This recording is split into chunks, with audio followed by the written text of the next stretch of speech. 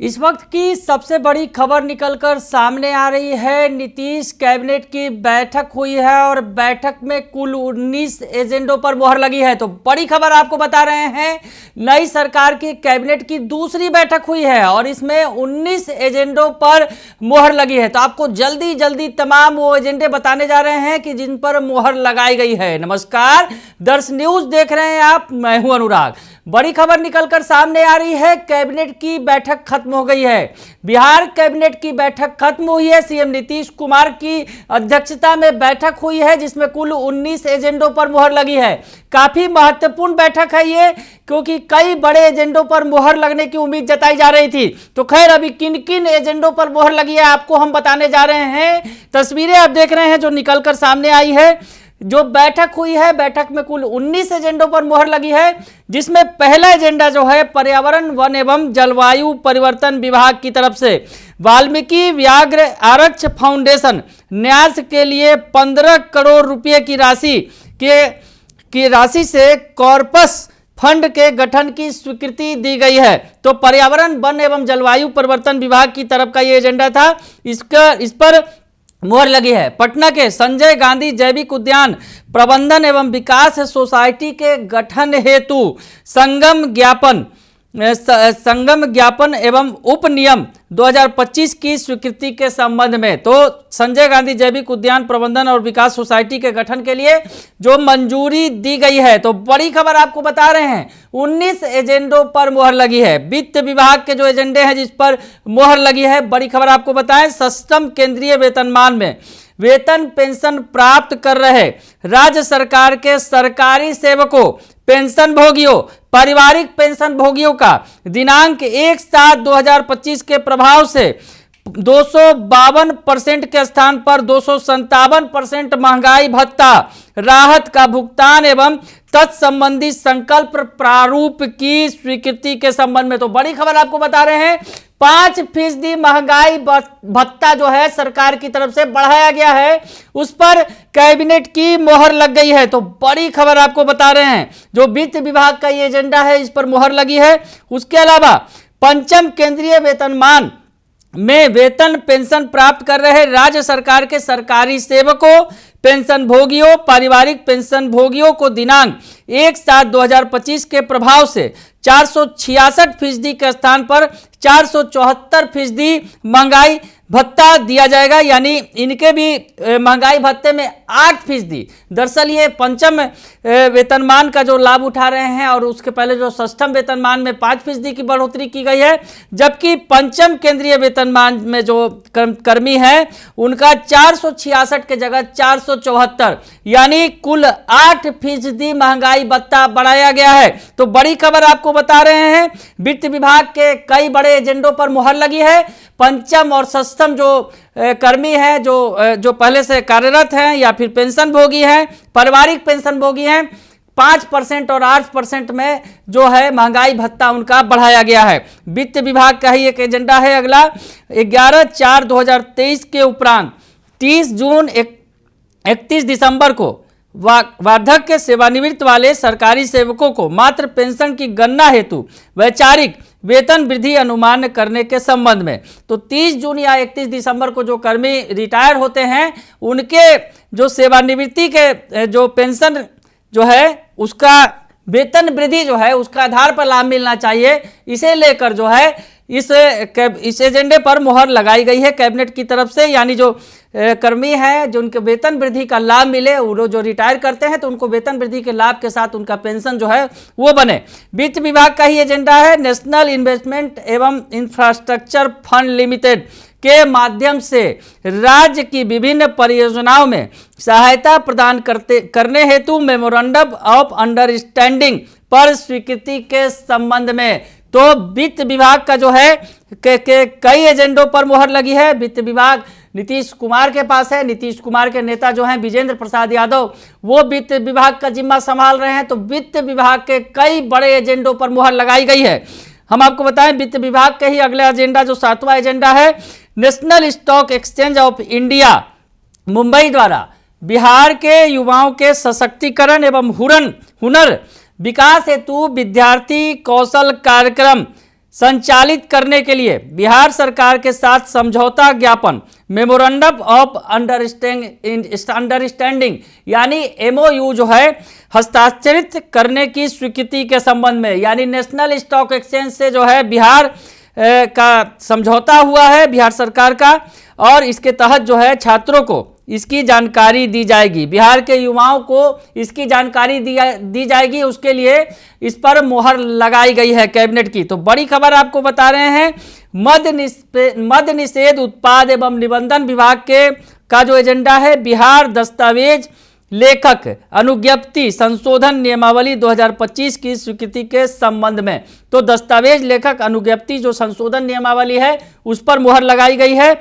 उसके अलावा समाज कल्याण विभाग के एजेंडे पर मुहर लगी है, जिसके तहत मुख्यमंत्री भिक्षावृत्ति निवारण योजना अंतर्गत बिहार भिक्षावृत्ति निवारण नियमावली 1954 के नियम 6(2) ख में संशोधन की स्वीकृति के संबंध में जो मोहर लगाई गई है। नगर विकास एवं आवास विभाग अगला जो एजेंडा है 10वां एजेंडा है, वित्तीय वर्ष 2025-26 में राज्य के नगर निकायों के पावर डिस्ट्रीब्यूशन कंपनियों south Bihar power distribution company limited एवं north Bihar power distribution company limited के बकाये विद्युत विपत्रों के भुगतान हेतु स्थापना एवं प्रतिबद्ध व्यय अंतर्गत कुल राशि 400 करोड़ रुपये मात्र की राशि की सहायक अनुदान के रूप में व्यय करने की स्वीकृति के संबंध में। तो जो बिजली का बकाया है उसकी जो है उसकी भरपाई की जाएगी सरकार की तरफ से, वो स्वीकृत किया गया है। उसके अलावा सामान्य प्रशासन विभाग का एजेंडा है श्री सुधीर कुमार बिहार प्रशासनिक सेवा कोटि क्रमांक 478/2024 तत्कालीन जिला प्रबंधक राज्य खाद्य निगम रोहतास की सेवा बर्खास्तगी के संबंध में। तो सुधीर कुमार को सेवा से बर्खास्त कर दिया गया है जो जिला प्रबंधक राज्य खाद्य समिति खाद्य निगम रोहतास में तैनात थे। तो ऐसे में ऑपरेशन सिंदूर सामान्य प्रशासन विभाग का अगला एजेंडा है 12वां एजेंडा। ऑपरेशन सिंदूर के दौरान शहीद बीएसएफ सब इंस्पेक्टर स्वर्गीय मोहम्मद इम्तियाज के आश्रित पुत्र श्री मोहम्मद इमदाद रजा को अनुकंपा के आधार पर की गई नियुक्ति की घटनोत्तर स्वीकृति के संबंध में। तो स्वीकृति दे दी गई है, जो सब इंस्पेक्टर थे बीएसएफ के मोहम्मद इम्तियाज, उनके पुत्र इमदाद रजा को अनुकंपा के आधार पर नौकरी दी गई है, उसे स्वीकृति दे दी गई है। तो बड़ी खबर आपको बता रहे हैं, मंत्रिमंडल सचिवालय विभाग का एजेंडा है अगला एजेंडा जो है बिहार कार्यपालिका संशोधन नियमावली 2025 तथा इससे संबंधित अधिसूचना प्रारूप पर मंत्रिपरिषद की स्वीकृति के संबंध में। तो बिहार कार्यपालिका संशोधन नियमावली है, इसको मंजूरी दी गई है। गृह विभाग का अगला एजेंडा है गृह विभाग, जिस पर तमाम नजरें टिकी हुई हैं। तो गृह विभाग का कौन सा एजेंडा है? गृह विभाग के कई सारे एजेंडे हैं जिस पर मुहर लगाई गई है। तो भारतीय नागरिक सुरक्षा संहिता 2023 का 46 की धारा 64 की उपधारा 1 तथा धारा 530 के खंड 1 और बिहार राज्य में इसके अनुप्रयोग से संबंधित अन्य सशक्त प्रावधानों के अंतर्गत बिहार इलेक्ट्रॉनिक अनुदेशिका जारी करना तामील एवं निष्पादन नियमावली 2025 के गठन के प्रस्ताव में मंत्रिपरिषद की स्वीकृति प्राप्त की गई है। तो ये बड़ी खबर आपको बता रहे हैं, इलेक्ट्रॉनिक करना है जो आदेश जो है सशक्त प्रावधान है जो बिहार नागरिक सुरक्षा संहिता 2023 तो उस पर स्वीकृति दी गई है। उसके अलावा भारतीय नागरिक सुरक्षा संहिता 2023 अधिनियम संख्या 46/2023 के सुसंगत उपबंधों द्वारा प्रदत्त शक्तियों का प्रयोग करते हुए अंतर संचालनीय आपराधिक न्याय प्रणाली यानी ICJS के अंतर्गत डिजिटल एकीकरण के उद्देश्य को आगे बढ़ाने हेतु बिहार ई साक्ष्य प्रबंधन नियमावली 2025 के प्रस्ताव पर मंत्रिपरिषद की स्वीकृति प्राप्त की गई है। तो ये बड़ी खबर आपको बता रहे हैं, तमाम जो एजेंडे हैं मुहर लगे हैं उस पर, कुल 19 एजेंडों पर मुहर लगाई गई है, जिसमें गृह विभाग के भी एजेंडे हैं, वित्त विभाग के एजेंडे हैं और तमाम वैसे एजेंडे हैं जिन पर मुहर लगाई गई है। 16वां एजेंडा जो आपको बता रहे हैं विज्ञान प्रौद्योगिकी एवं तकनीकी शिक्षा विभाग का ये एजेंडा है। बिहार राज्य के सभी विभागों द्वारा विज्ञान प्रौद्योगिकी एवं तकनीकी शिक्षा विभाग के वित्तीय एवं प्रशासनिक नियंत्रण में गठित रिमोट सेंसिंग एप्लीकेशन सेंटर के भू स्थानिक सेवाओं के उपयोग हेतु नीति 2025 पर सहमति दी गई है। आपदा प्रबंधन विभाग के तहत राज्य के गया जी एवं मुंगेर जिला को नागरिक सुरक्षा जिला घोषित करने तथा उसमें नागरिक सुरक्षा जिला इकाइयों के लिए कुल 14 पदों के सृजन की स्वीकृति दी गई है।